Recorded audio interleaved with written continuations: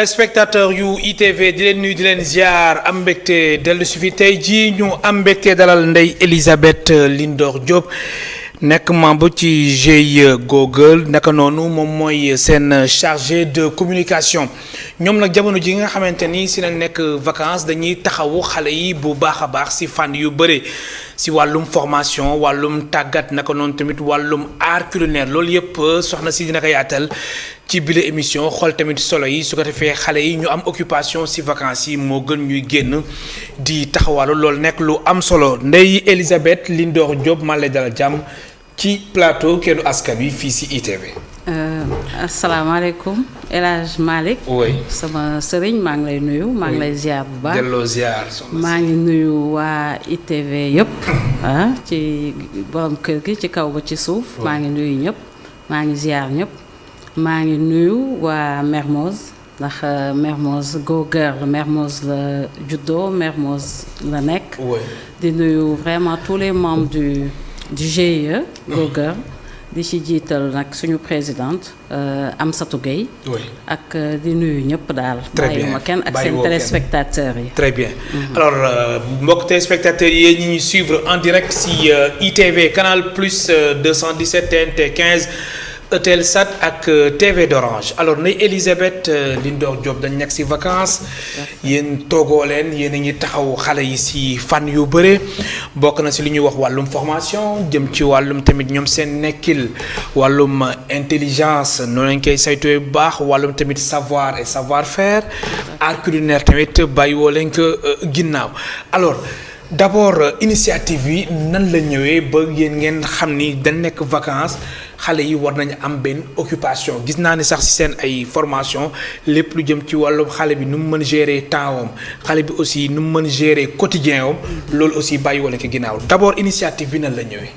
waaw El Hadj Malick maa ngi dellu si waat di nuyoo di wax ne que initiative bi elle est venue à son heure. dafa yegg si ci waxtu ba bañ ko soxlaa. ndax GIE Go Girl d'abord biñ ko créé ak léegi. ça fait 4 ans. ñu nekk ay femmes de développement ay actrices de développement ay jigéen yu takku. takk seen ndigg di liggéey. ci fànn bu nekk. am na si ay restauratrices ñu yore surtout restaurant la Saint-Louisienne mooy restaurant bi nga xam ne fa la yëpp jógee. ndax ñoom dañuy def restauration d'entreprise. donc ñuy jaay añ ci entreprise yu mag yu nekk si Ndakaaru fii. foofu nag la yu bari jógee. idée yi fa la jógee daal jógee ndax dañ ñu doon accroché dañu wax ne que ndax ñu jàngal leen togg. ay mère de famille ay mag. bon ñu commencé di leen jàngal togg ñu wëlbatiku ne est-ce que duñu jàngal suñu doom yi aussi. togg waaw ñu xam ne que loolu day xaw a difficile. dafa laaj organisation. très bien donc foofu nag le président GIE bi ne réfléchir ci ne est-ce que lii duñ ko yaatal. très bien yaatal donc ca fa la idée bi jóge ci vision waxtu bii nag mu fekk ñu vraiment ñu teg ko. am na solo incha allah ñu ci jëm. très bien alors dafa am loo wax léegi ci sa biir explication ngeen ni seen mbëbët aussi bokk na ci ngeen jàngal xale yu togg. alors da ngeen defoon constat que ni xale yu bëre mënuñu togg walla xale yu bëre. su dee année scolaire la dañuy tal seen kay yi jour bu ñu jàngul ñoom mën nañu tamit dem di réviser seen ay kay est-ce da ngeen dem ba def remarque bi wala da ngeen am ay statistiques jàpp ni xale yu bëri vraiment lépp lu jëm ci wàllum togg foofu dafa suuxi. waaw loolu aussi dañ ciy taxaw parce que dañ ciy def ay seetlu def ci ay gëstu ndax li ñu ko gën a firnde sax. mooy gis nañ li xew ci koñ yi léegi gis nañ ne que su vacances yu jotee xale yu jigéen yi pratiquement jigéen góor ñu ngi ci koñ bi di taxawaalu comme on dit wala dem ci géej yeeg te xam nga ak tous les risques yi am ci ñoom. ci âge boobu ak délicatesse bi. ñu gis aussi.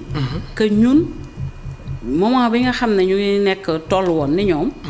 suñu parents yi moment boobu jànq yi dañ daan ñibbi. pendant les vacances dañuy dem béyi. donc on était obligé ñun ñoo fi daan des. donc ñoo yore woon liggéeyu kër gi ñoo daan togg dem marché fóot paase. donc ñun loolu yàlla dimbale woon na ci suñ parents yi yar ñu ci. yar leen si. léegi nag ñu. ngeen teel a mën a togg aussi teel a mën a togg. teel a dem yore dugg waañ kër teel a yor kër très bien. bien que musuñu yàqal dara ci suñu jàng. très bien parce que ci GIE di fóot ak di paase waaw di fóot ak di paase. ay jigéen lañu mais ay jigéen yi nga xam ne ñu ngi yore seen métier ba pare di entreprendre. très bien donc foofu la ñu comprendre ne que aussi ñun am na benn wàll bi nga xam ne ci ñun suñu éducation bu ñu jox suñu doom yi am na lu des.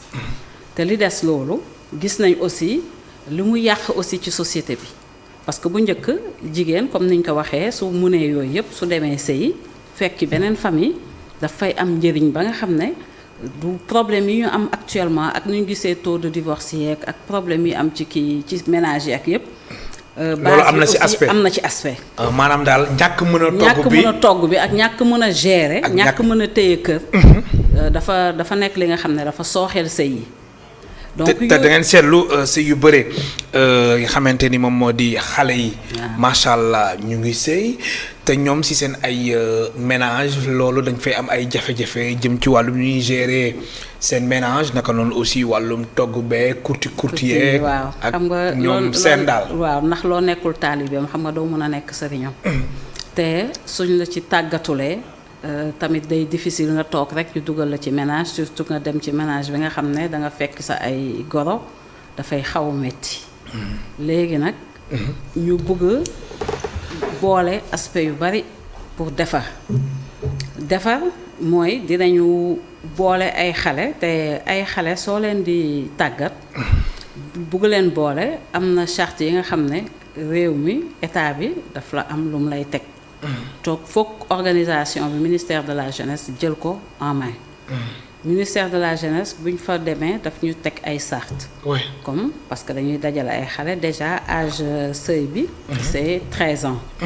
donc il faut que ñu jël ay xale yi nga xam ne 13 ans la ñu am ñu ngi leen di boole am na ay activités comme ni ñu ko waxee mooy colo cuisine bi. dañ leen di jàngal togg. dañ leen di jàngal cuisine sénégalaise.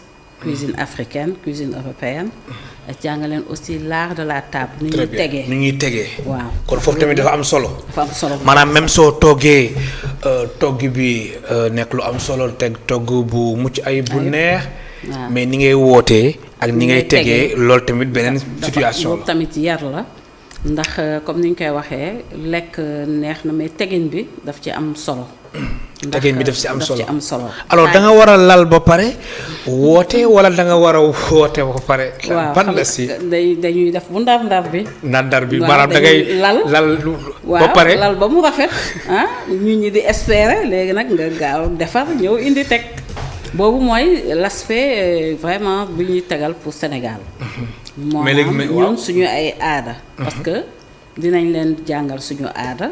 jàngal leen ni ñuy tegee ñun ba pare jàngal leen parce que tamit nous sommes des citoyens du monde. jàngal leen ni nga xam ne tamit bu suñu génnoon wala suñu amoon ay invités yi nga xam ne duñu ay sénégalais ñu tegal leen de sorte que dinañ xam ne que ñii ñu yar a ngi nii. très bien alors da ngay teg ba pare woote wala da ngay woote soo koy teg. non dañuy teg ba pare teg ba mu rafet lal ba mu rafet. waaw ba pare. waaw ba pare. soo koy woote après soo koy indi. Ndeye Elisabeth Lindor Diop mooy tey suñ gan si émission kennu askan wi mu nekk membre si GIE googu ñu fas yéene ñuy waxtaanee lépp lu jëm ci vacances scolaires yi ak xale yi ak petite enfance yi ñoom ñu sumb ab formation bi nga xamante ni yooyu yëpp ngir tàggat xale yi jëm si seen wàllum nekkin naka noonu aussi ak lu ñuy wax art culinaire foofu sax nañ fay taxaw xuus fa bu baax a baax lépp lu jëm ci wàllum formation bi durée bi ñaata la. waaw 21 jours la parce que dañ ko. mais est-ce que 21 jours xale yi dinañ si mën a togg. waaw parce que en fait dinañ leen jox tous les premiers début yëpp li nga xam ne. maanaam base bi daal base bi. parce que en fait ay professionnels tamit ñoo koy def parce que mënoon nañ ko def mais ñun tamit dañu lëkkaloo ak une école ENVEPS école nationale la. oui tamit da am na ay chefs yu góor comme ay chefs yu jigéen. mais pratiquement lal beeg ak yeneen yu bari ñun dañ koy assurer parce que même au-delà de cette première parce que lii c'est une première au-delà de cette activité-là après dina am leneen luy ñëw ci cadre formation art culinaire bi ñuy wax toujours. très bien ak des modules yu nga xam ne moom la ñuy dispenser. am na solo donc le suivi daf fiy nekk. très bien alors ku ñu togg aussi sa xel xam naa ni loolu sax Ramatoulaye Sall Diop du ma weddi foog nga wax tamit lu jëm ci wàllum set beeg ak nekkinu togg bi qualité bi loolu mu nekk beneen pàcc bi nga xamante ni. jigéen ñi war nañ ko bàyyi xel bu baax a baax saa su nekk. waaw loolu yëpp dafa nekk ci prévision yi. parce que en fait ay xale soo leen yoree da nga leen di jàngal parce que responsabilité la. ñu jël responsabilité boobu ak li ñu ci état bi teg dafa am système dañ leen di assurer. xale yëpp dañ leen assurer. mais aussi. état bi daf ñu jox ay ministère de la jeunesse daf ñu jox ay moniteurs. parce qu'en fait il s'agit pas simplement ñëw jàngal leen togg rek après ñu dem. dinañ leen jàngal togg jàngal leen li ñuy tegee. jàngal leen nag yeneen ak yeneen yu ñëw mooy comme li nga wax. set bi jàngal leen patience. jàngal leen développement personnel dañ leen koy. développement personnel dañ leen koy jàngal. te ci cadre boobu aussi dina am ay excursion parce que tamit duñ leen tëj rek. ci carcan bi parce que y a des découvertes yi nga xam ne war nañ ko def maanaam sortie écologique. te sortie écologique yooyu dañ ci bëgg a basé wu aussi pour wan leen yenn gàncax yi. nga xam ne mun na remplacer ci seen biir togg. bon épices yi nga xam ne c'est préfabriqué. nga xam ne léegi yëpp nit ñi ñu ngi koy di fustiger ci alimentation. am na solo alors lu jëm ci wàllum lépp li nga xamante ni moom moo soxal wàllum togg gis nañ ñi nga xamante ni ñu bëre wala am na si ñenn ñi nga xamante ni dañuy xool ay recettes si internet bi loolu aussi ba tey dafa am différence ak ki nga xamante ni day pratique bi lay def ñu koy jàngal togg muy gis. wala ba tey nit ki aussi fekkee ni mënu ko mën nay xool ci internet bi ba tey mbir mi mu koy def normalement. bon wala am na fossé. am na fossé bu mag sax. ndax fossé bi mooy am na togg suñ la koy jàngal ci internet bi dañ koy gis ni ñu koy def. bon c'est pratiquement c'est réduit à sa plus simple expression disons. parce que xëy na boobu pour ay togg. ay omelette. ay yooyu yomb yooyu daal à la limite mais su fekkee ne vraiment waaw mais su fekkee ne vraiment da nga bëgg comme ñun suñu ceebu jën nga xam ne sunu bañ na ko ba gis nga léegi UNESCO sax jël na ko. xanaa ndar nga dëkk. waaw ndar laa dëkk man ndar laa waaw mu ngoog. xam nga loolu culture la. suñu culture la en fait parce que ceebu jën niñ koy toggee ndar bokkul ak nuñ koy toggee Dakar bokkul ak nuñ koy toggee feneen te. mais lu tax mais des fois da ngay gis am ku dëkk Dakar ni la yéen waa Ndar dàq xoolee ñu togg coogee fi nekk rek mais ceeb bi ngeen di togg ñun tamit moom la ñuy togg. mais xam nga. mais am na différence am na différence. si wàllum cafka bi parce que yaa ngi wax sànq savoir faire boobu dañ ci comme ni ma koy waxee ci culture la. très bien te le patrimoine immatériel la sax si UNESCO. vraiment oui. donc loolu moo lay wan ne que dem ci ñi nga xam ne dañ ko cosaanoo. ñu ñëw jël savoir boobu di la ko inculquer di la ko jox ak vraiment beaucoup de générosité moo ëpp fuuf ku taxaw ci internet bi di def ceebu jën bi nuñ koy toggee bañ na ba yenn saa yi dama koy xool. ñu def ci jollof rice man leen jollof rice bi bokkul ak ñun suñu bos de. am na différence am na différence bu mag sax. kon loolu moo tax daal vraiment ceebu jën benn mbay bu toute une Saint-Louis mu nekk beneen affaire. parce que suñ la ko doon jàngal gis nga comme tey gi ñuy wax ci doomu Ndar ci yëpp ci togg bi mu ngi ci woon. parce que dañ la koy jàngal da ngay jël sa temps def li temps bi la am temps de cuisson bi temps bi pour baaral bi temps pour à l'époque tànn ceeb bi. oui waaw mais le temps boobu est-ce que nit ñi amati nañ ko. waaw dans une certaine mesure que nit ñi amati nañ temps boobu waaw mais xam nga lu ñu permettre yar biñ la daan yar dafay da ngay tey dafa am solo. parce que yàkkamti bi lañ comprendre. pour lan. tëlli bi. waaw amoon na fi jaru ko effectivement waaw donc suñu teeyee parce que tout vient à point parce que tamit suñu borom. daw bi d'accord mais à la limite ku ci nekk rek liy sa wërsëg ci àdduna bi loolu ngay jël. effectivement waaw donc ñun dañuy yar ci teey parce que teey googu moo lay mun a wan lu bari. moo lay mun a wan lu bari dans ta vie xam ne que mënoo jëmbat tey ji tey kii gob bi ko disons. loolu yëpp éducation la. forme éducation boobu nag moo ñu réer ba nga xam ne. ñëpp dañoo yàkkamti. bu njëkk ba da ngay am sa borom kër ngeen di màggandoo di defandoo ay projet ba waxtu ba jot yàlla ubbi wërsëg. mais léegi xale yi dañu xaw a yàkkamti. yàkkamti boobu yëpp nag ci suñu culture amul woon. dañu jàngal ñu teey jàngal ñu xool am na ñuy xoolee jàngal ñu muñ. jàngal la ci kaw togg boobu dañ la ciy jàngal muñ jàngal la ci set jàngal la ci régler. kon muñ bi am na ci solo. daf ci am solo trop. lan lay déterminer. day déterminer liy ñëw ci sa vie parce que àdduna du benn fan du ñaari fan. oui. donc yàkkamti bi ak daw boobu. dans une certaine mesure amul sens ci kaw nit ki li nga war a am rek ngay am. kii xëy fajar kii ku ci nekk sa wërsëg suñu borom. mooy li may faral wax rek ku ko xool si juróom baaraam yi doo sonn. teewul aussi nit ki war nga def li nga war a def. ngay góorgóorlu di sabablu. mais juróom baaraam yi ku ko xool rek. mais xam nga togg bu baax. nga muñ waañ dafa tàng dafa metti nga muñ pare defaru ba jekk ñëw taajal sa borom kër taajal sa njaboot ñu lekk apprécier. climat familial dafay am bànneex. très bien alors yan xale yéen la formation bi soxal yan xale ñoom ñoo si ñëw ngir ngeen tàggat leen yooyu la xale aussi suñu demee est-ce que forcément mën nañu wax ni mën nañ togg te saa su nekk su leen joxee ay li nga xamante ni moom lañu war a mën a togg muy ceeb muy cere wala ñoom seen loolu mën nañ ko def muy ay lépp lu jëm ci wàllum plat bi nga xamante ni fii la wala li nga xamante ni ay Europe la jógee. waaw parce que en fait comme li nga wax dafa am solo xale yi dinañ leen tàggat ci 21 jours yi. mais dinañ leen defloo tamit ay simulation kii concours benn concours. bi nga xam ne def pratique bi quoi. justement dañuy def pratique. très bien léegi au bout du compte mooy suñuy pare formation. am na une sortie bi nga xam ne dañuy organiser ba nga xam ne xale yi ñooy togg ñu def concours. te ci kaw concours boobu am na ay prix yu ñu leen di jox. ay attestation déjà. pour wane ne que vraiment xale yi jàng nañu togg ñu def concours ñoom ñëpp ñu présenter seen plat présenter table yi léegi à l'issue de ça tamit les meilleurs am na ay récompenses yu am solo. très bien yi nga xam ne dañ leen di jox. te loolu samedi ngeen ko fas yéene amal. samedi nag mooy lancement. mooy lancement bi. waaw samedi mooy lancement bi. ñu invité ci vraiment les autorités religieuses autorités politiques. autorité administration bi parce que monsieur le maire de la commune de Mermoz mooy ñëw. monsieur le maire de la ville de Dakar Barthélémy Dias tamit. mooy dina ñëw. am na certains.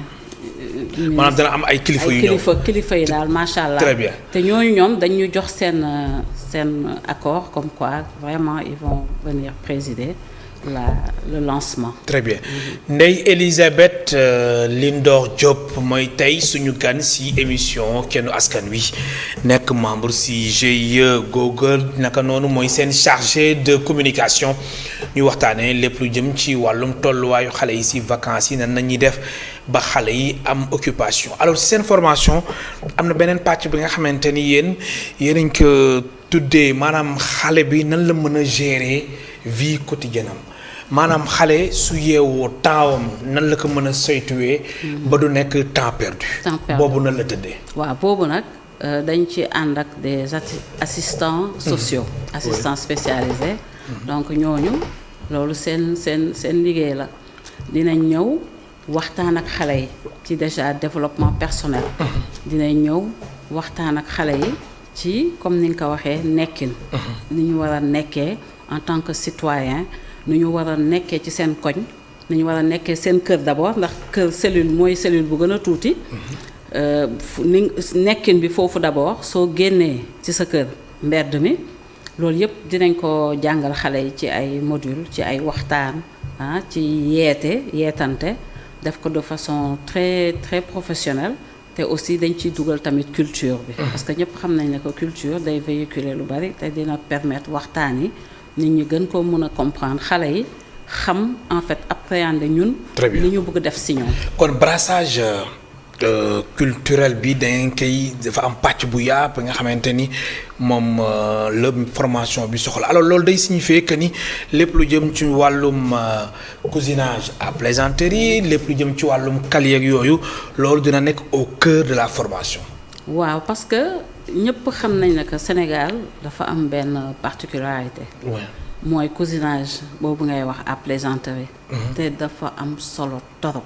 oui rataxal diggante yi. waaw parce que tey jii. lu mu métti mënoon nañ tase fenn di commencer sax wax ci bëgg a ñagas. mais da ngay gis ne kii xanaa njóobeen la wala kii ne foofu kooku sant Njaay. nga gis tout de suite tension bi wàcc. oui. te loolu dafa am ci diggante njóobeen njaayeen. ñi sant Cissé ak ñi sant Wàdd. ainsi de suite ak ñi sant Mbay. Mbay Jaxate. mu ngoog sàmm. ak ñoo xam ne ethnie ak ethnie la. séeréer bi ak tukulóor bi. tukulóor bi ak joolaa bi ak séeréer bi. olof bi ñëw ne ñoom ñëpp moom moo leen gën a yeewu. xam nga donc yooyu. dafa nekk ci réew mi. mu nekk li nga xam ne peut-être dañ koy gis nii mais ñun plus ñuy dem ñuy xam ne que lii dafa am solo torop. ndax suñu réew bii. soo gisee ba léegi mu am yi nga xam ne amu fi.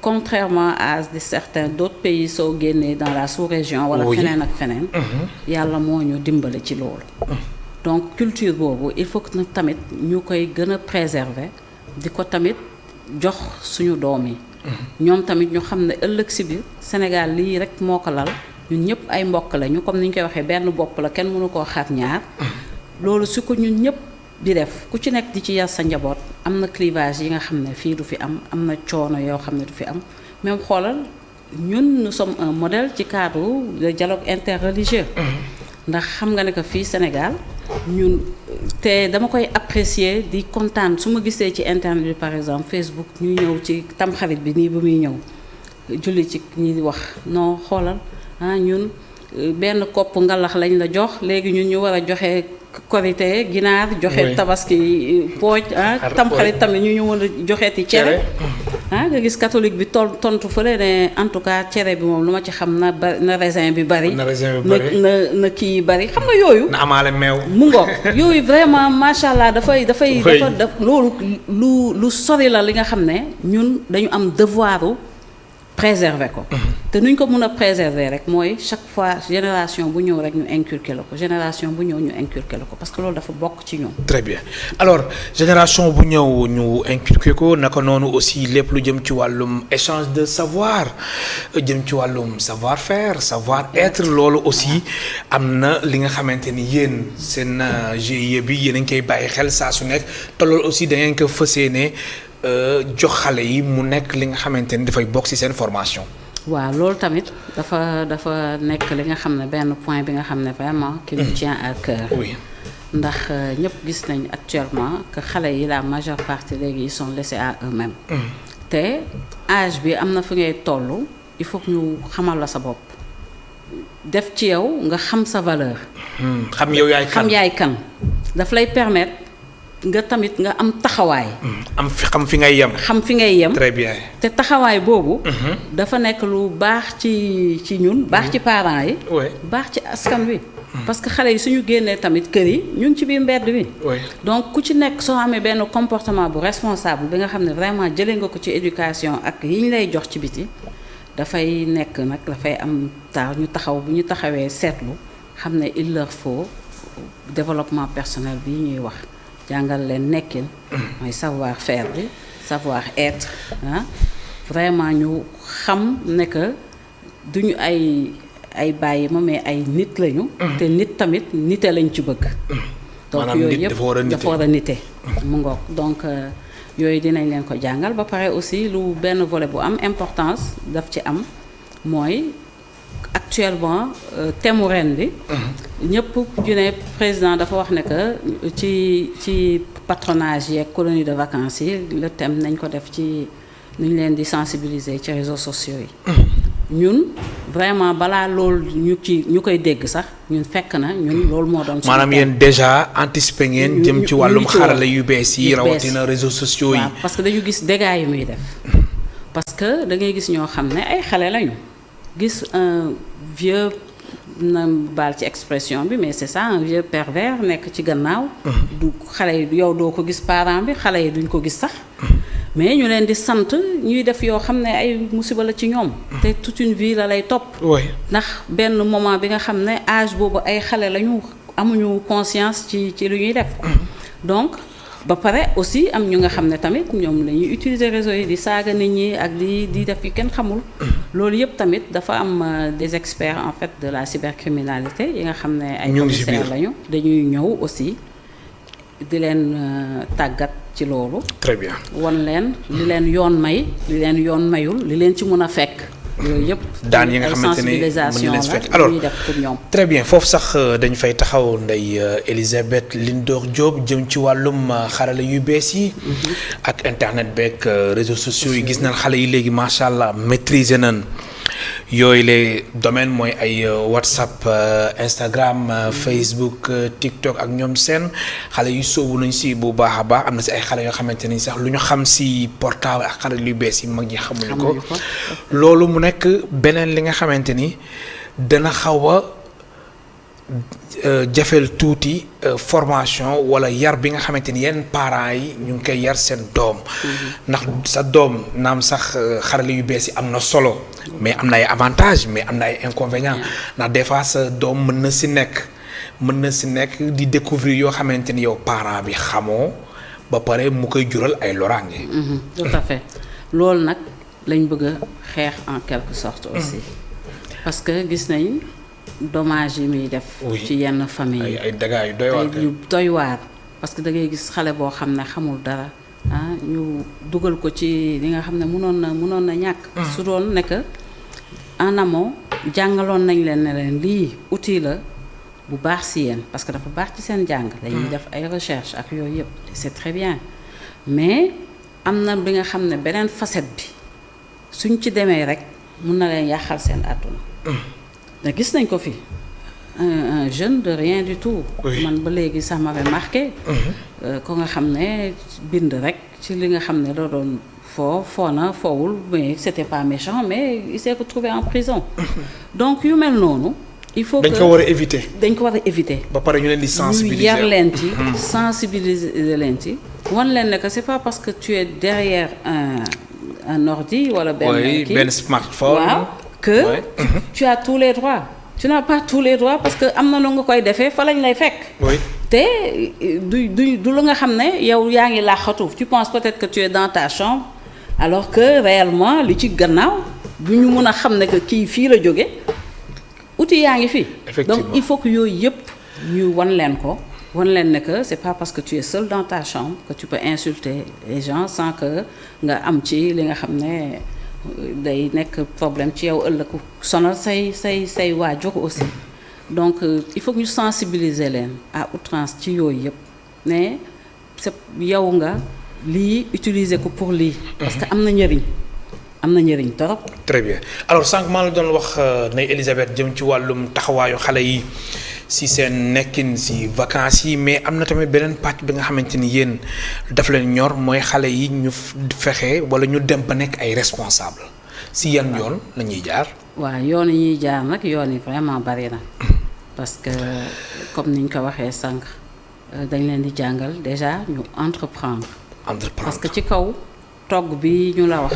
sànq suñ ko defee ba ñu def concours bi nous avons un partenaire ba nga xam ne incha allah dafay jël yenn xale yi organiser leen en groupe defal leen beneen formation wu entrepreneuriat.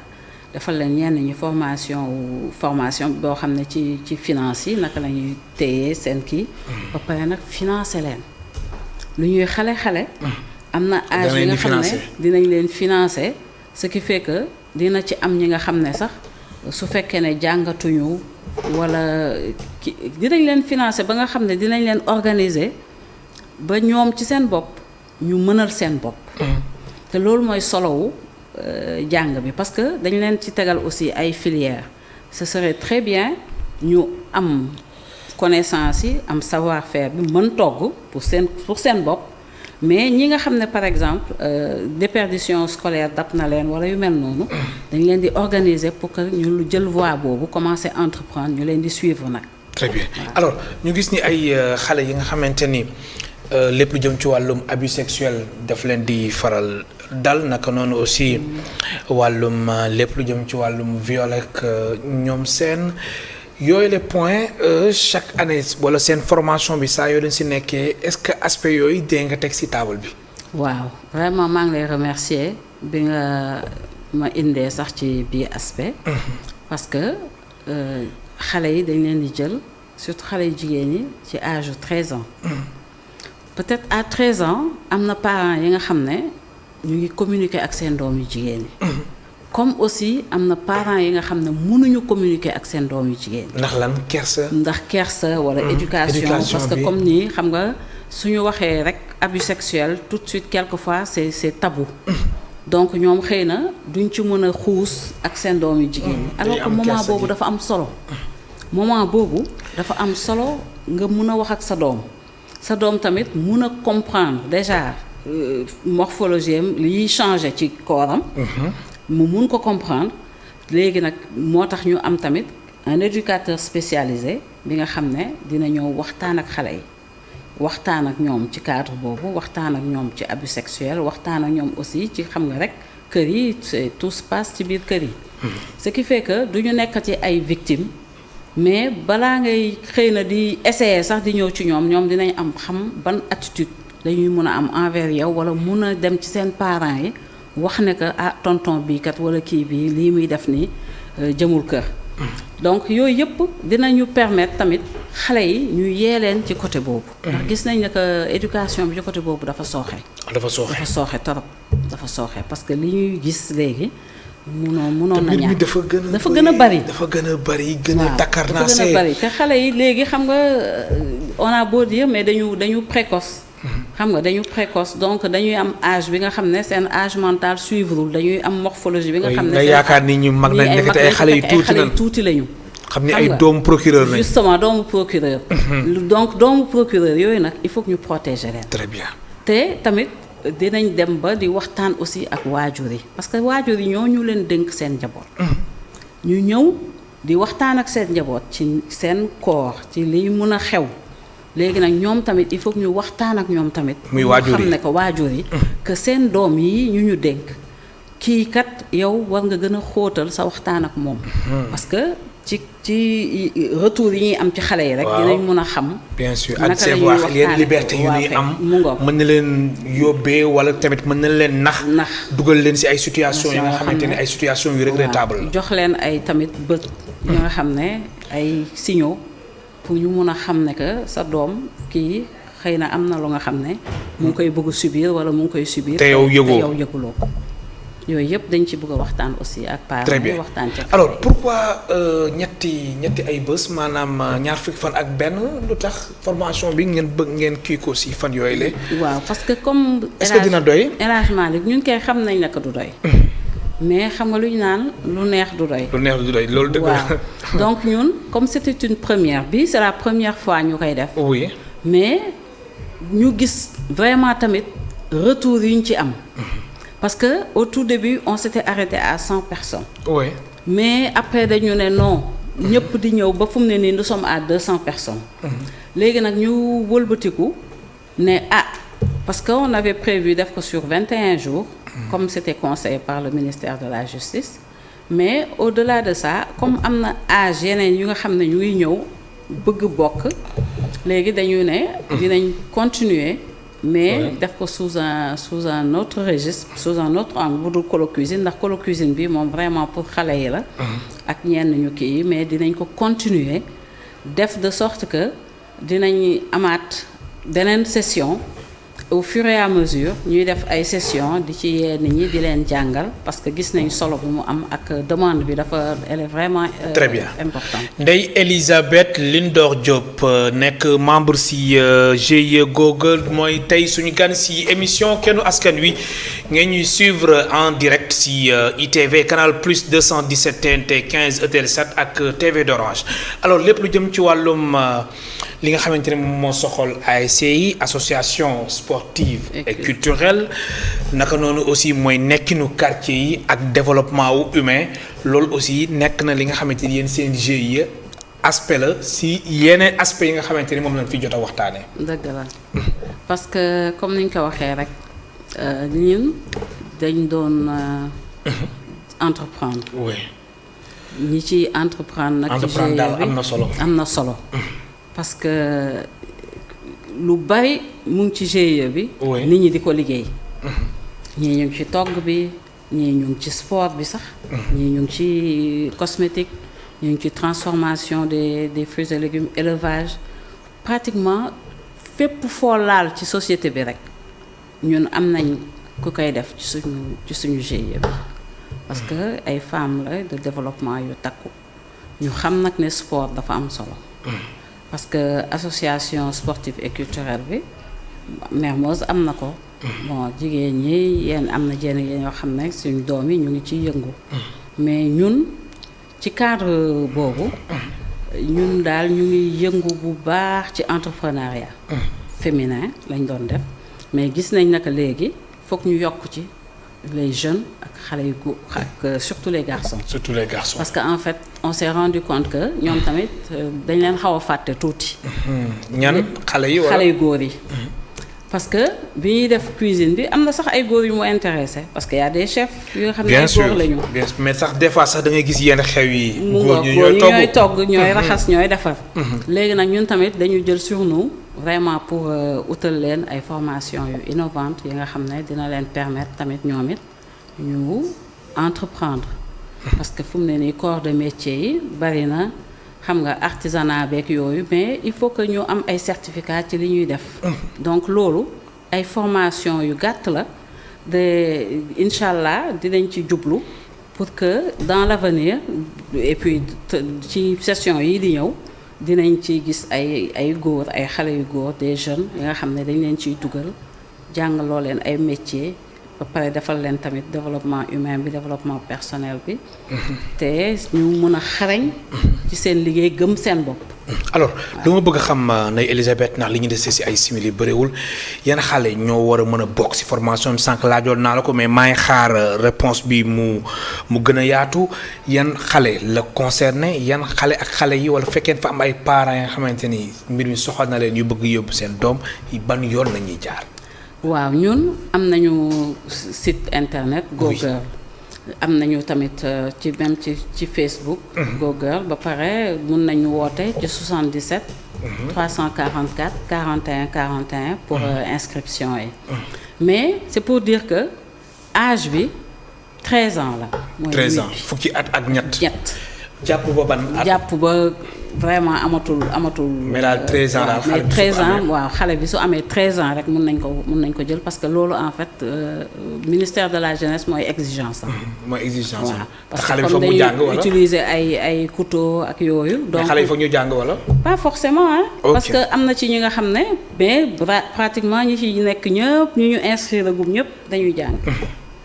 parce que seen parents yi ci seen bopp am na ci ñoo xam ne seen papa yi ñoo leen indi.